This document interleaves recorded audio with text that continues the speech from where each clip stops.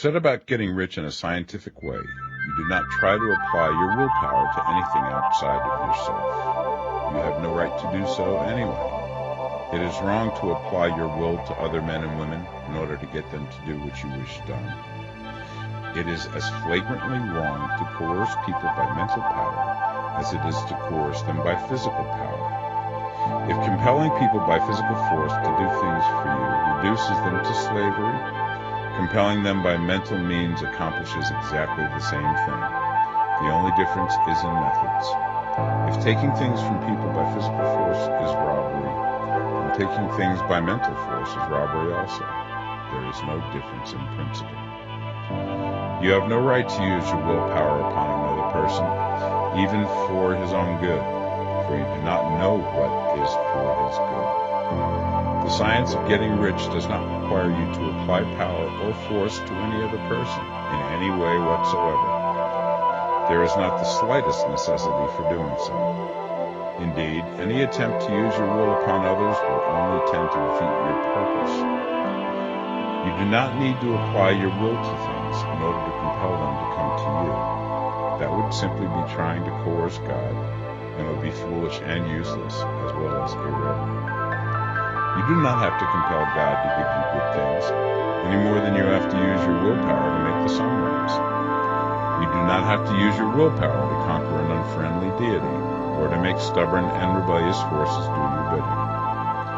Substance is friendly to you, and is more anxious to give you what you want than you are to get it.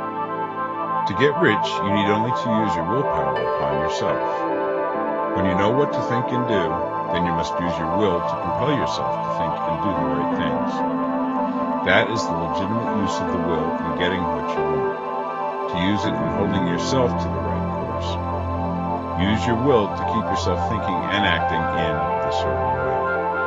Do not try to project your will or thoughts or your mind out into space to act on things or people. Keep your mind at home. It can accomplish more there than elsewhere. Use your mind to form a mental image of what you want and to hold that vision with faith and purpose, and use your will to keep your mind working in the right way.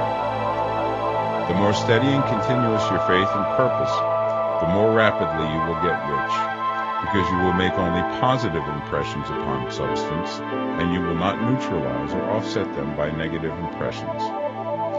The picture of your desires, held with faith and purpose, is taken up by the formless, and permeates it to great distances throughout the universe, for all I know. As this impression spreads, all things are set moving towards its realizations.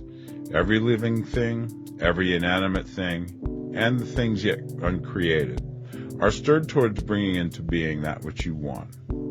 All forces begin to be exerted in that direction. All things begin to move towards you. The minds of people everywhere are influenced towards doing the things necessary to the fulfilling of your desires, and they work for you unconsciously. But you can check all this by starting a negative impression in the formless substance.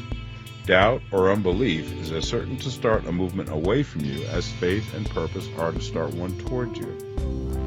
It is by not understanding this that most people who try to make use of mental science in getting rich make their failure. Every hour and moment you spend in giving heeds to doubts and fears.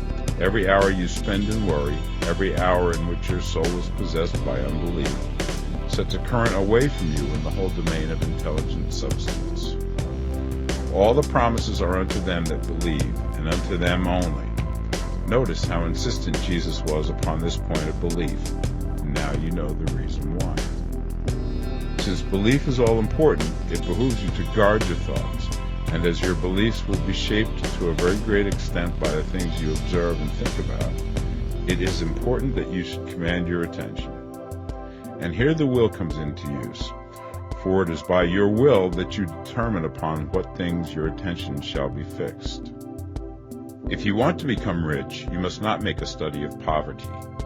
Things are not brought into being by thinking about their opposites. Health is never to be attained by studying disease and thinking about disease. Righteousness is not to be promoted by studying sin and thinking about sin. And no one ever got rich by studying poverty and thinking about poverty. Medicine as a science of disease has increased disease. Religion as a science of sin has promoted sin. And economics as a study of poverty will fill the world with wretchedness and want. Do not talk about poverty. Do not investigate it or concern yourself with it. Never mind what its causes are. You have nothing to do with them. What concerns you is the cure. Do not spend your time in charitable work or charity movements. All charity only tends to perpetuate the wretchedness it aims to eradicate. I do not say that you should be hard-hearted or unkind and refuse to hear the cry of need, but you must not try to eradicate poverty in any of the conventional ways. Put poverty behind you and put all that pertains to it behind you, and make good. Get rich. That is the best way you can help the poor. And you cannot hold the mental image which is to make you rich if you fill your mind with pictures of poverty. Do not read books or papers which give circumstantial accounts of the wretchedness of the tenement dwellers, of the horrors of child labor, and so on. Do not read anything which fills your mind with gloomy images of want and suffering. You cannot help the poor in the least by knowing about these things, and the widespread knowledge of them does not tend at all to do away with poverty.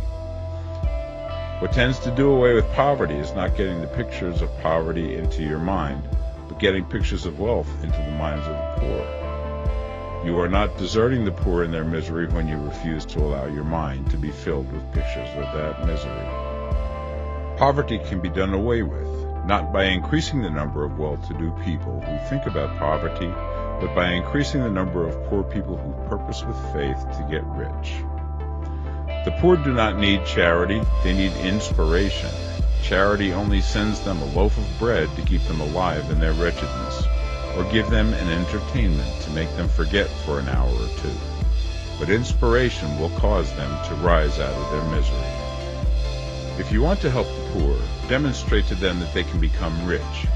Prove it by getting rich yourself. The only way in which poverty will ever be banished from this world is by getting a large and constantly increasing number of people to practice the teachings of this book. People must be taught to become rich by creation, not by competition. Every man who becomes rich by competition throws down behind him the ladder by which he rises and keeps others down. But every man who gets rich by creation opens a way for thousands to follow him and inspires them to do so.